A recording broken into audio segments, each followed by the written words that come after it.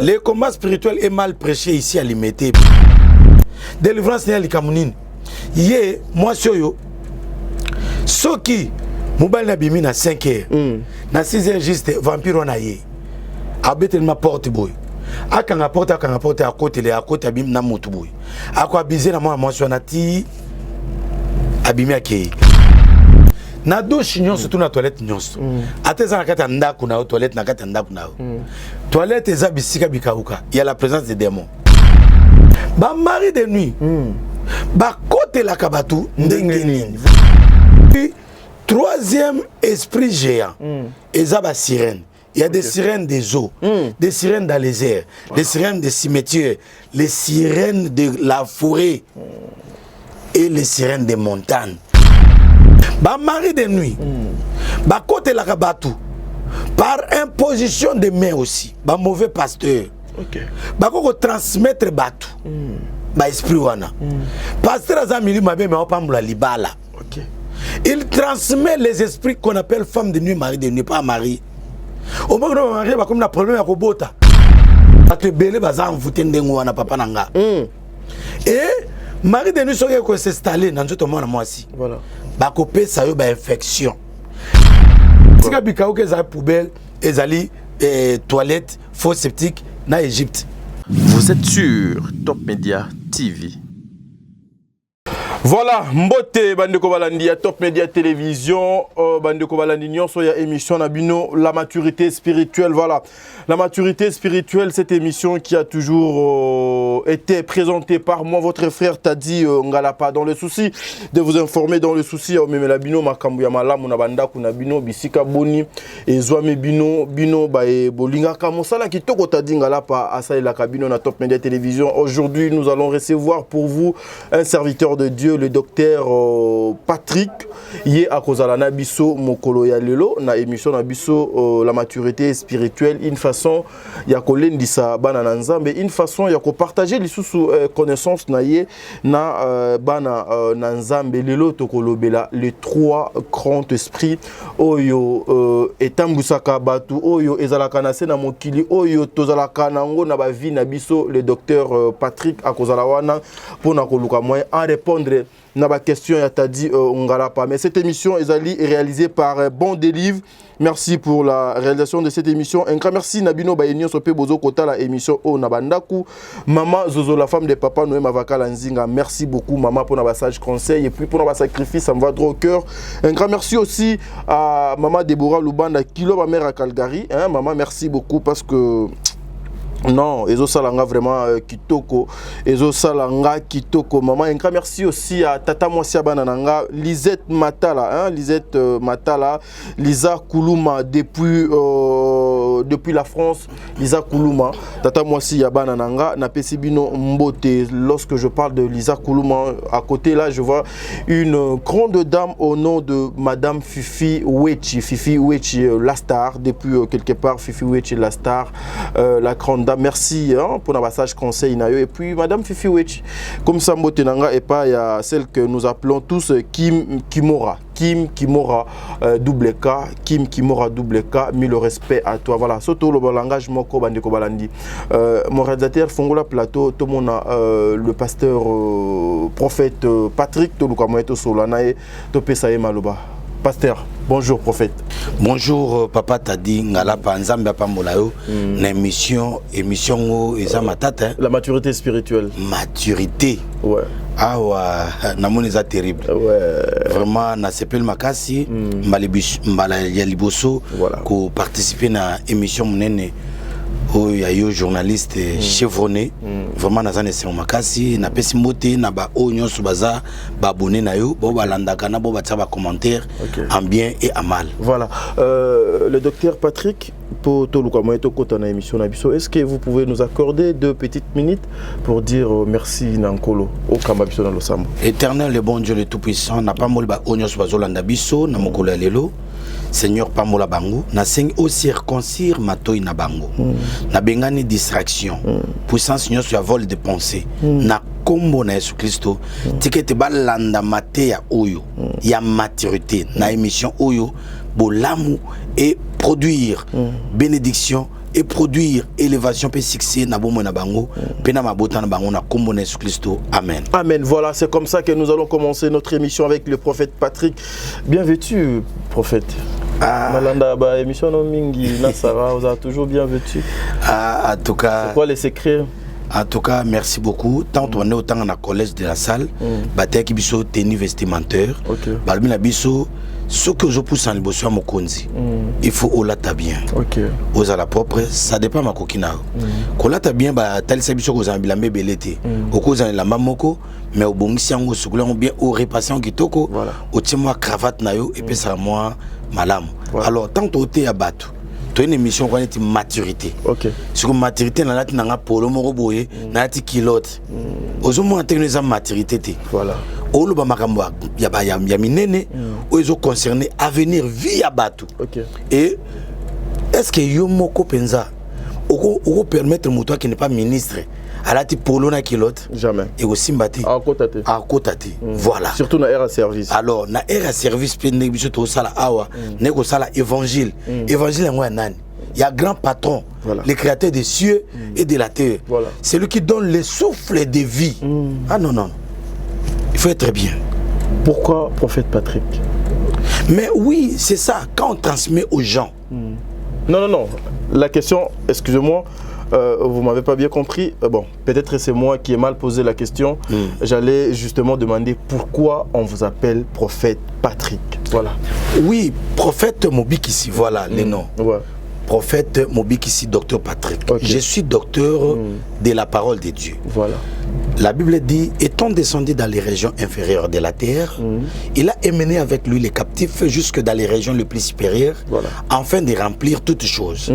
Et il a fait un don à l'église. Il a donné premièrement aux uns comme apôtres, deuxièmement comme des prophètes, troisièmement comme des pasteurs, quatrièmement comme des docteurs, cinquièmement comme des évangélistes. Voilà. Mon ministère, c'est le docteur. Je suis docteur de la parole de Dieu. Un docteur ne complique pas les Écritures. Okay. Un docteur est là pour simplifier les Écritures. Là où il y avait des zones d'ombre, des ténèbres, le docteur vient pour éclairer. Alors, le ministère du docteur, c'est un ministère polyvalent. Okay. Donc, je peux être prophète, je peux être... Donc, parce que je maîtrise toutes ces choses-là. Donc, et puis, les dons des prophéties et des miracles s'opèrent aussi dans ma vie. Okay. Et j'en ai aussi, j'en possède parce que l'Éternel m'a donné. Un docteur, azapeka loko la docteur monganga. Donc, si on a bon nil pour nayo, obiki. Et puis, makamona oteya, ils ont être traité pe batu. Donc, je suis ma docteur spirituel et docteur physique comme ça. Voilà, ok, merci, ça me va. Droit au cœur. Alors, le prophète Mobiki, c'est pourquoi?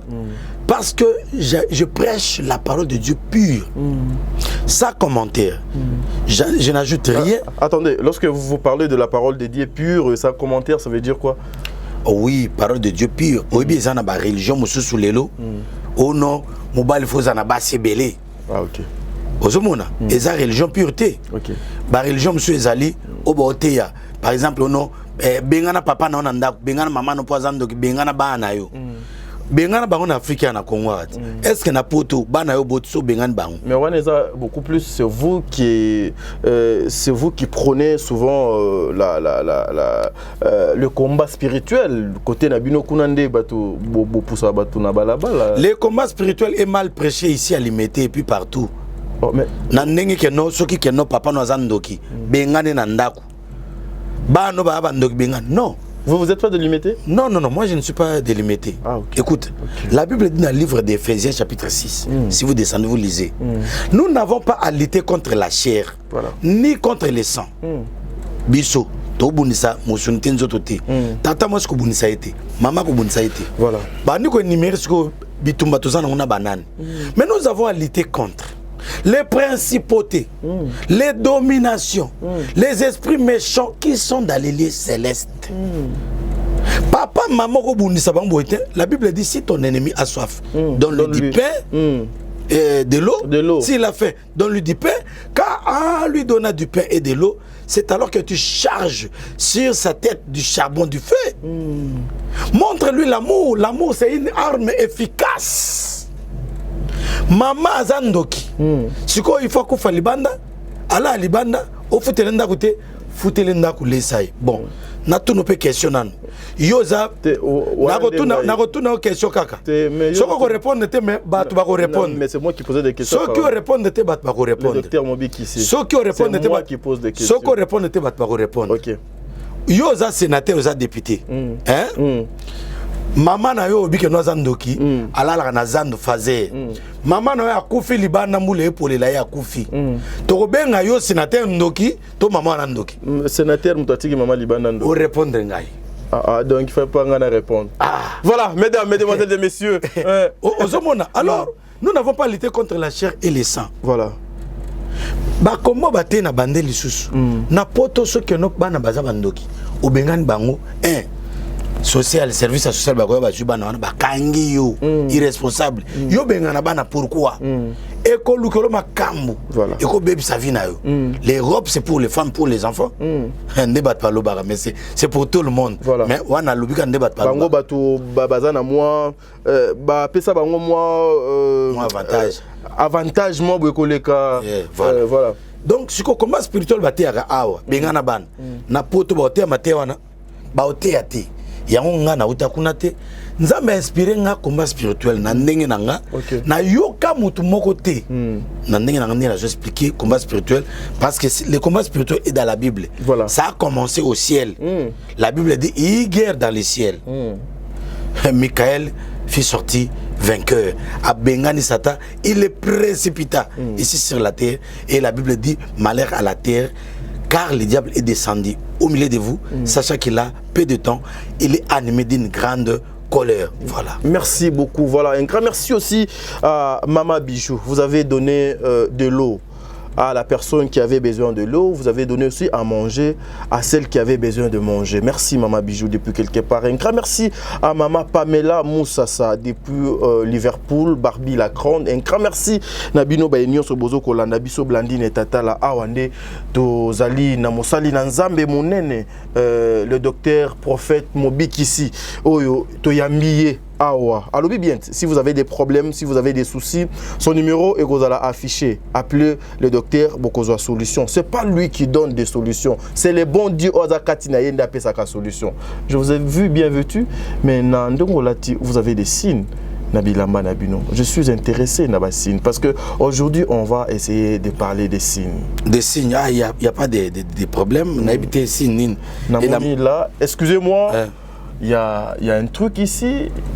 Il y a un signe moussou c'est awa eli kolobanini avant to kota na sujet na biso non eza nga ba enjoliver kaka na enjoliver ka veste kaka OK na enjoliver ka po eloko moko pete zaka ba blo bateka kaka pona ko enjoliver voilà est-ce que eza biloko na binoté que les serviteurs de Dieu utilisent souvent au mona bwana ba bague bwana ba bilomo pour attirer c'est pas ça non au moni bague chaînette gourmette eza diabolique té mais comment agapé des fois de diabolique non non et comme diabolique biloko nyonso mokile comme diabolique même ata moto ako comme bako diaboliser pe moto vraiment bible zo ba Satan attrant à David et il fit le dénombrement du peuple de Dieu Satan ko côté la pe moto à côté la Caïn Kaya bomi Abel ozomona biloko nyonso soko zwa soko utiliser en bon sens c'est en bon sens soko utiliser en mauvais côté même ata moi sur bali soko ni ko utiliser na ndenge mabe voilà okomo sala ba pratique o ba beng ba sodomie c'est pas biblique voilà donc tout m'est permis, mais tout n'est pas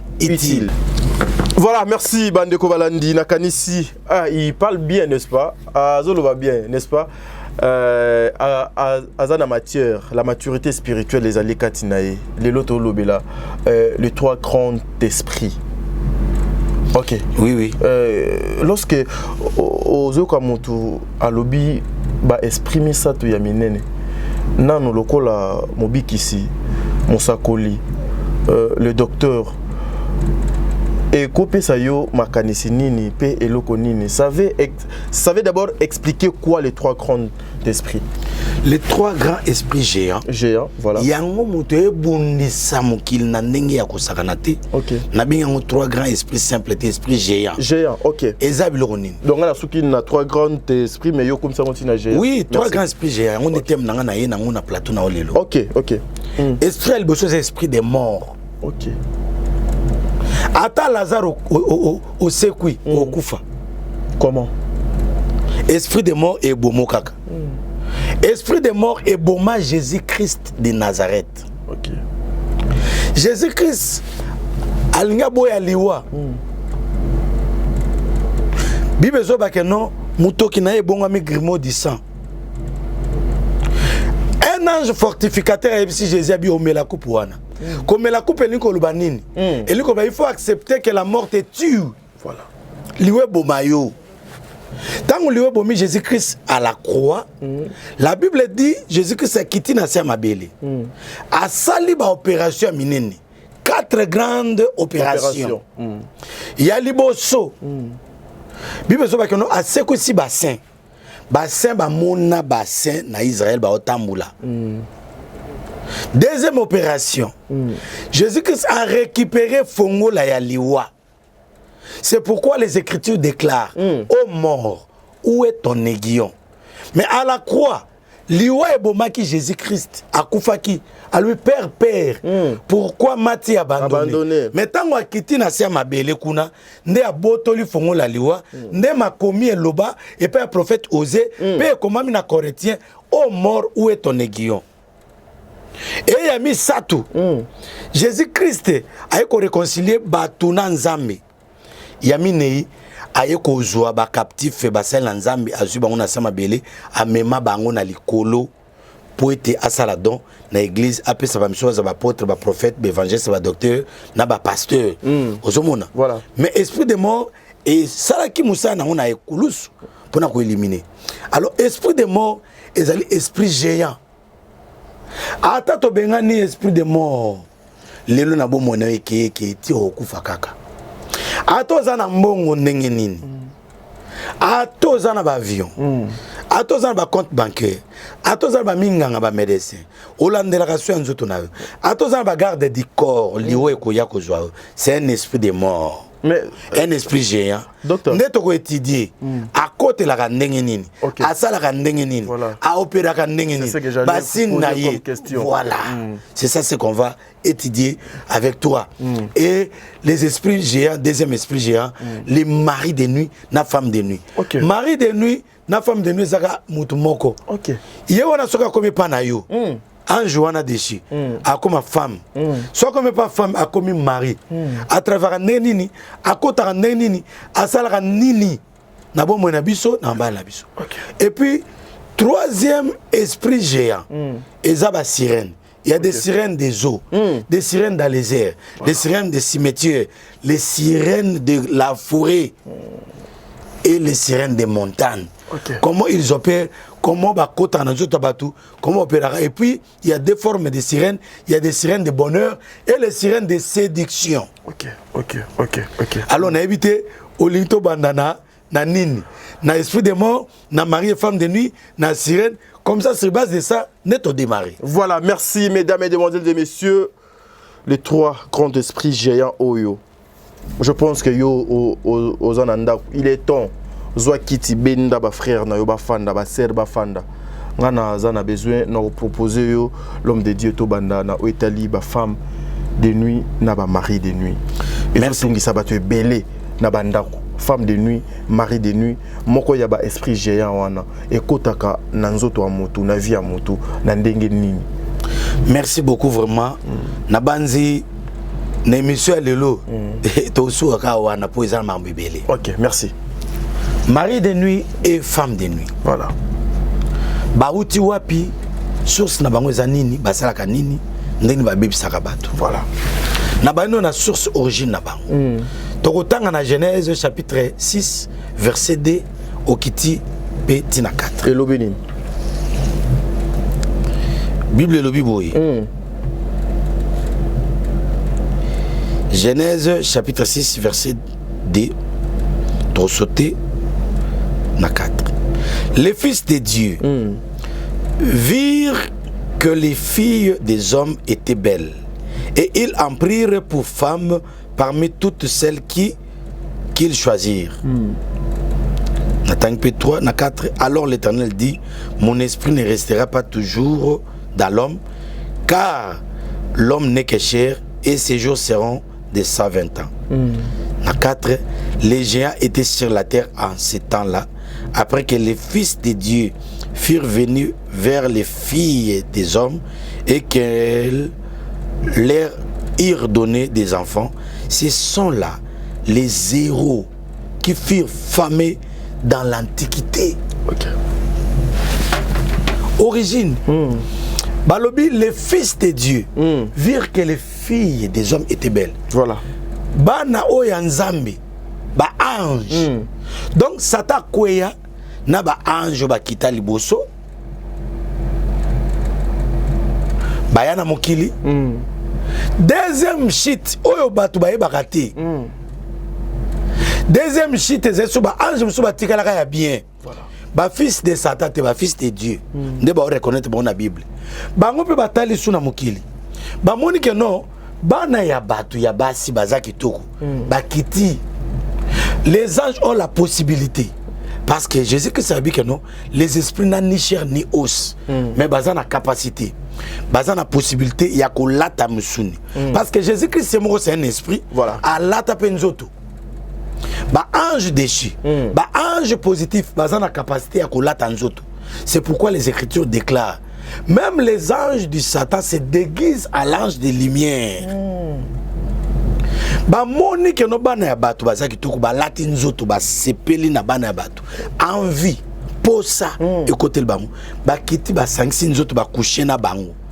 Donc la source des maris de nuit et femmes de nuit, c'est la rencontre premièrement des anges avec les filles des hommes. Tant ba sangana na bango ba boti ba géant. Ce sont là les héros de cette époque de l'Antiquité qui furent famés. Bato baza ba géant, ba bengo ba Nephilim, ba Nephisim, ba bengo ba Anakim. Bango na baza milai, ba race ya Goliath, baza misapi 6 na maboko, 6 na makolo. Ba Goliath, ba race wana. Ça c'était la première démarche. Voilà. La deuxième démarche c'est quoi? Wana totang na Genèse chapitre 19. Bible zo ba que non les deux anges arrivèrent à Sodome dans la maison de Lot. Bible dit que non, Mboka Sodome wana, en commençant par les plus vieux jusqu'aux plus petits, bah yé et pas y a l'autre. Bah faites-nous sortir ces hommes qui sont entrés dans ta maison aujourd'hui. Bimi c'est la biso bango, to coucher na bango, to sanganzo to na bango. Ozomona, y a liboso ça qui ba ange, ba kiti beko sangana batu. Oh yami ba les asko batu. Ba sangana ba ange. OK. Depuis les plus vieux jusqu'aux plus petits. Na basi na mibali. Donc mibali ba ange baza mibali. Ce que mibali ba nga sangana mibali. N'escapé sodomie, pédophilie banda mama ki pédé. OK. Mboka yango nzambe bomaki mboka wana. Ande makamba bena bango nzambe atin ba ange ba bimsalot po ba mboka mais malgré présence ba ange ba bongo la mité maté ba ba coucher sur na ba ange. Nde l'autre a lobi boy. Nanda kunanga naza na deux jeunes filles baza vierge. Soki bolingi na bimisela bino bango bo coucher na bango mais ba pa nanga bo sala bango mabete. Donc ça les hommes aiment maintenant coucher avec les anges. Les anges. Okay. Voilà maintenant les deux sources où est provoqué par mari de nuit et femme de nuit na bon moyen bateau. Okay. Donc ça depuis toujours, depuis la Bible. Depuis la Bible, okay. Il n'y a rien de nouveau qui se passe ici sur la terre. Okay. Où est cause à l'endroit il y a Bible. Okay. Magamu nyon soza na kati ya Bible. Okay. Invention biloko nyon soza na Bible. Okay. Bible lobela internet yao. Invention internet Bible lobela internet. Okay. Mais au luka kombo ba comment internet en wapi? Ba comment Bible lobela internet. Okay. Bible lobela ba char de combat, ba bengo ba mouche. Awa na Bible awa. Okay. Ba lobela makambo belé. Il suffit aux à la lecteur, il suffit aux à la na doana il y a transmission et puis na doya connaissance. Loko la biso le docteur Patrick, j'ai reçu les dons de compréhension des écritures, raison pour laquelle j'aime par la grâce de Dieu, sous l'inspiration divine, de transmettre avec fidélité la parole de Dieu, car les écritures déclarent un témoin fidèle apporte la guérison, car au temps du soir mon peuple sera enseigné par moi-même. Voilà. Ozomona, wana source na bango. Ba mari de nuit. Ba côté la kabatu ndengeni. Voilà, c'est ça maman Nalikambo parce que bino pe boté ya kamwa trop, faut ko benga na mulimo wa mari de nuit et kotaki et sali boye. Allons-y docteur. Ozana bébé na yo, mwana muke. Otiki bébé otamla mutakala. Moi nango taille, moi nango bassin, alika na balabala. Les esprits là, ba promena kana balabala, ba côté la moi na wana. Otiki ma mukolo, oyiba mama Africa. Mama mukolo memi mwana muki Yannick. Ngamo mobile langa Yannick. Na ela Yannick ba bomona poko yope papa. Moi c'est Yannick. Mobile à Jemima.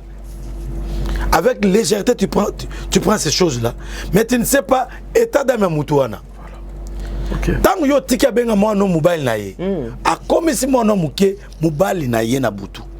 A latisi esprit wana. Ba mari de nuit. Ba côté la kabatu. Par imposition de main aussi. Ba mauvais pasteur. Ba ko transmettre batu. Ba esprit wana.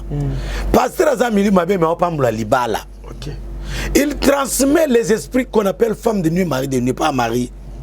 Au moment où mari va comme la problème à Robota.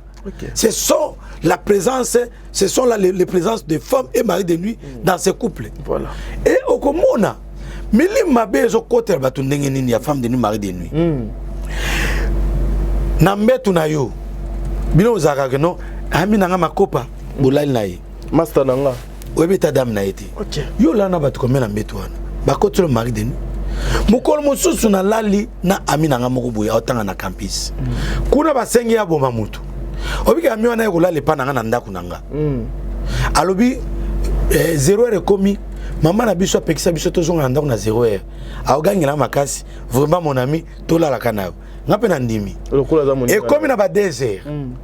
Na lali mutu na ngeta la ye, mutu ne pe etala nga. Na se pongi to yebani te to talana. Nzoka ye abimi de na mulimu. A se transformer comme aigle. Azoya na mbeli po bomanga. Azoya vitesse ngasko pe miso mulimu. Ah non, avant de dormir il faut prier l'Éternel. Ne dors pas pour kola te lokola neti lokola bembe non. Na bondela kinzambe. Nzambe afongolinga miso. Na mon aigle azoya musika. Azo kita avec vitesse. Na mbeli na munoko na ye. Po atubanga bomanga. Obi tango aigle komika pembe na ngatu banga na mone loko molo kwa neti kake ebimi beti aigle buki melona pa tango buki yango na gangite ndena lalaki na fongol miska mbala moko tango na fongol mis au même moment amina ngape fongol mis total linga na yi papa na butu total ne au même moment même seconde même tierce total ni mbala moko bina ngabi na zonga ndako na kepa na biso wana déjà erni wana to komi désert oh là ngabi ozonga te okete to lala na 0h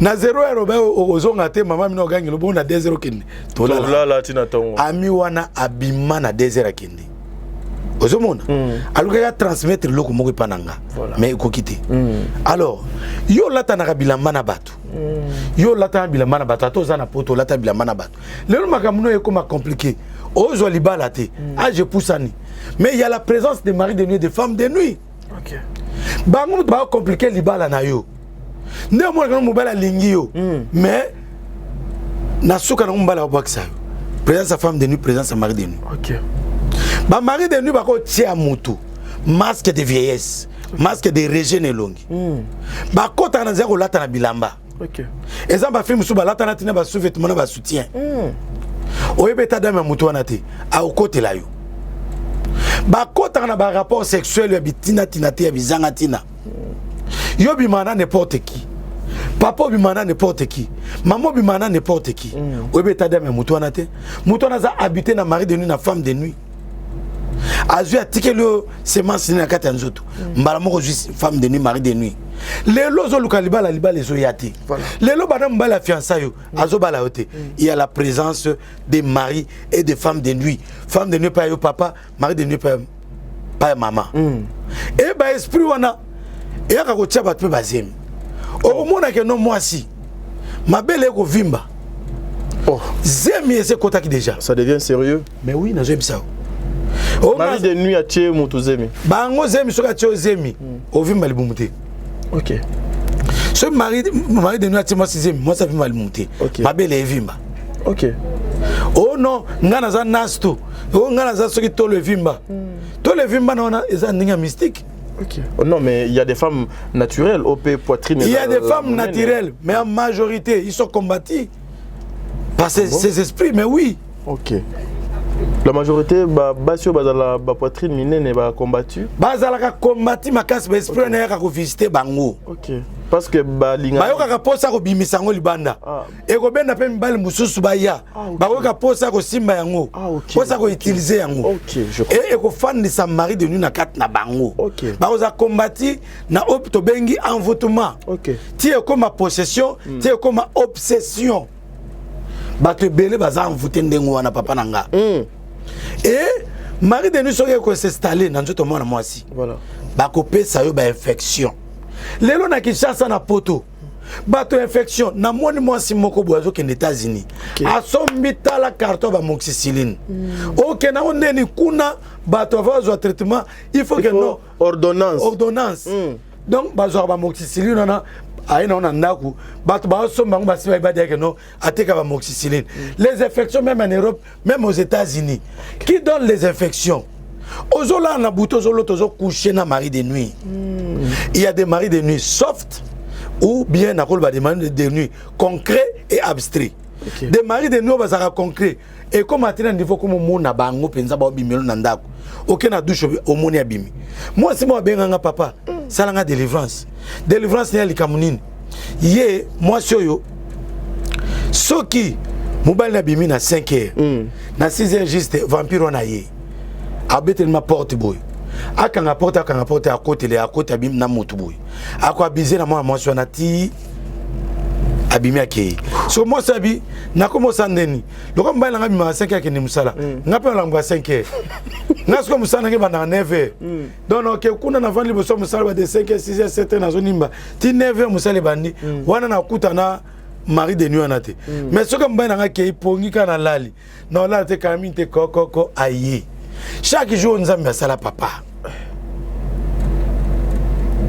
Il faut prier. Alors, ma mari de ma femme de nous, ce sont des esprits géants. Nasina mona pasteur moko na frère moko. Na équipe d'intercession, ba ndo benga mari de nuit. Na bomo ya clavériste. Ba bengani ti ekeité. Ti clavier ça zone normal ba ti clavier pour ça va veiller. Ti ekeité. Donc ce sont des esprits mauvais, très mauvais. Et ce qui côté de moi si, bah on peut s'infection. Et pas mobile, bah peut ça maladie à prostate. Ok. Bah peut ça faiblesse sexuelle pas mobile. Yo zolanda biso ça faiblesse sexuelle. Maladie à prostate. Appelle le prophète Mobix, le docteur Patrick. Le numéro va afficher on va comme prophète Patrick. Prophète Docteur Patrick. Ok. Au bengi biso numéro na Hollande la makamnao. On va chasser ces esprits là. Parce que tant on a le bélabango. Et ça ba révélation ça m'a fait il m'a doté aussi le pouvoir, les capacités de les chasser même au loin, même par téléphone ba okima. OK. Ndé moi que non, moi c'est okima au papa. Yo mbali kitoko za mbongo. Moi c'est okima poani. Et comment ka lelo ozu chéri mogo bodo saline 2 jours après à qui na EPK bodo fois. Opé c'est mbongo. O so me bloc mais kimi. Ça pour autant te dire un mot. Bako comme so mbali bazangi so elengi. OK. Ato bal moi so bimana moi si. Moi ça sentir yoti. OK. Moi ça zo kaposa akeno coucher sur na sentinelle. OK. Présence ya femme de nuit pa yo papa. Bako pesa ba infection, obiba mbuma bagal. Et puis bako rétrécir peni na yo. Ba comme ça mouké, ba sala bon ba femme de nuit. OK. Ne comme mela biloko nyos tout ozomela. Non, appelez-moi, je vais prier pour ton sexe là et sont normal. OK. Ce n'est pas quelque chose où bien malade non. Il y a la mais ba les nyos tout ba mona que non, faiblesse sexuelle ba pena ba ngo konda. Mais éjaculation précoce et ça va signe mari de nuit, na ba femme de nuit. Na bombo na bango na nzoto na bango. Les esprits géants. Les esprits géants qui ne pardonnent pas. Na mon frère moko ba osale délivrance. Frère on ba bengani mari de nuit femme de nuit, ezaki na retraite, à l'église na place pasteur à terre na cher. Mais ba esprit na yé, ti ba violer kuna. Frère alam na tongo abi papa na poli. Ce sont les esprits méchants. Oh là. Les esprits méchants. Yango wana ba esprit oyo, il faut que telemela bango. Ba kota kapena nzela, ya ba livre pornographique. OK. Il y a un film pornographique. Oh non, kuna de balakisa ba position. Adana Eve bazaka na film pornographique. Babota kaina bel ndengeni. Abraham abota ke Sarah ndengeni. Après liwa Sarah. Obika bana abota naga après liwa Sarah abala mos moko ketura. Babota bana soki 6 soki 7. Film ni na pornographie ba notala. Yo pose plaisir, il faut filmer wana. Il faut livrer wana. Mais théâtre ba tout ba ça va filmer wana. Ils sont animés par les esprits des femmes de nuit et des maris de nuit pour détruire les couples. Non, film est accentué. Non, non, non, non, non. Est-ce que Nanzela pe yakolata ya basi Nanzela yakolata mibali et que peut causer la moko ba porte ya ba femme de nuit na ba mari de nuit ba kota na vie mutu. Mais oui, bien sûr. Kolata na wana. Et lamba ezaka na mutu. Donc les vêtements, en soi, il y a l'esprit. Okay. Donc, l'esprit habite dans des vêtements. Tala Élisée a Seigneur Élie, donne-moi le double de l'esprit de ta personne. Voilà. Élie a dit, ce que tu me demandes est difficile. Mais quand tu me verras monter, c'est alors que tu les recevras. Élie a maté l'icolo. Place une imposée qu'Élisée m'a beaucoup pour la double portion. Exacté. Ok. Babika nous l'a mis quoi? Élisée a sorti bien, bilo revendia. Alors tiango, a comme il bosse Jourdain, a bête Jourdain. Jourdain et Kabon ndenge papa na Élie a pia salaki. Donc l'esprit esprit notamment na Élie et côté na kati lamba, Élisée va nous utiliser, Élisée la lamba. Donc les esprits ba kota na kati bilamba. Voilà. Ato zangi, ato zane le côté, c'est pela na ozana yango. C'est pela bozu, ozama pesio. Docteur. Et mari de nuit, na femme de nuit, papa. Bah, quand on a la masturbation. Ok, question pénale. Et puis, nous comprenons à chaque fois, nous avons une question, yo ozo avancé déjà. Saint-Esprit. Non, non, on maîtrise ma camoufle dans l'eau. Ok. Yo, un journaliste, Saint-Esprit, ozo nanga, ozo inspiré. Sérieux. Ils ont considéré. Oui, voilà. Ce que c'est solo. Non, je suis sincère, ouais. Dès que là, j'allais aussi te poser cette question. Nanzela, il y a masturbation. Est-ce que ma mari de nuit peut bayaka? Na douche nyon surtout na toilette nyon. Ateza na kata ndaku na toilette na kata ndaku na. Toilette eza bisika bikauka. Il y a la présence des démons. Toilette nanga ya propre. Toilette ya yo propre kuna. Eza lié ya raconte l'esprit. Bon. Tuna moto nyonso tout. OK. Oh la nabiso. Tango yo bondela ko benga na esprit mabe. Boke na bisika bikauka. Boke na bisika bikauka ezakani. Attention na tunyo. Bisika bikauka ezaka wapi? Bisika bikauka désert côté batu bazala te. Désert côté batu. Non non non non non. C'est où bisika bikauka? Bisika bikauka ezali poubelle, ezali toilette, fosse septique na Égypte. Ne bisika bikauka yango wana. Mais Égypte sans Nil, il y a qui dans le désert. Il y a d'autres. Na lobi pour na désert té. Bisika bikauka ko interpréter on a lingala té désert. Ah OK. C'est un lieu spirituel. Ah OK. Ça n'a rien à voir avec désert. OK. Moi quand je suis dans moi désert, moi sobé autant le maïs ezate, ne place on de devenir esprit be vanda non. Bisika bikauka c'est un lieu spirituel. OK. Est-ce que la poubelle? Il y a un moment dans la mboka. So la poubelle est belé. La poubelle public. Keba. Faites attention. OK. Mais si quand on a l'esprit vandarawana. OK. Na toilette l'esprit on est vandarawana. Na Égypte oyo. Surtout bengal ba makene en Égypte ba na toilette ba na nini. Alors par masturbation, le quoi ça douche na yo. L'esprit on est vandarawana ya douche. Ba sirène. OK. Ba vanda madame Jacqueline vanda na ba toilette wana. Au moins, on compte nos toilettes normales, on compte douche normale. Malmo va nos soukoula. Au soukoula normal, malmo na na soukoula na ngona. Na tala ngona. Tant conséquenté papa. Non, allons-y parce que il y a beaucoup de personnes au peut-être n'attend au bazo souffrir na ba esprit géant oh donc tout sunga bango. Tant on rotala na peni wana. Mbala moko ni osimbango. Abandi ko injakile. Abandi ko masturber ko injakile. Super me wana ekina toilette. Opesi force na madame de toilette madame Jacqueline. Ako zobana na yo bakei kuna richesse na yo. Moto nyonso sa masturbation. Akaukaka. Akomaka pauvre. Ki mobola ekota na ndako. et ça la moi c'est ça mobile au provoquer stérilité. Et puis sur les plans scientifiques au milieu qu'il y a problème à force de se masturber au passe sous là au kata ba muscle mususu pour bimisi makila. C'est un problème. Masturbation sur mon âme. Mais et masturbation tellement que nous expliquer comment habiter la carte na. Et ça mi bal mususu pour accepter là na moi sina il faut que se masturber na. À masturber 2 fois 3 fois à masturber ne okuta na moi sina. Ba imposer système imposer loi. C'est compliqué avec la masturbation. Ngamo comme preuve. N'attend un confinement. Kaba confinement oui. Confinement kaka oui. Tango banisika. Bakangi gombe. Nambi ami moko na ndaku nanga. Na mwasi na bana. Bava na ndaku nanga. Bavandi baola na salon. Bakomi ba Salomo. Bakomi ba salon bongo siko to kabo. Yo na mwasi na bat bola suna chama pa nanga. Bakomi ba salon. Sikoyo na la na butu, je suis un homme spirituel. Biso ba homme spirituel to soka ba miss. Miss là la partie moko la partie mo etala. Tant on a lali na mona na vision claire na mona esprit géant à côté esprit géant à côté anda kuna ngandenge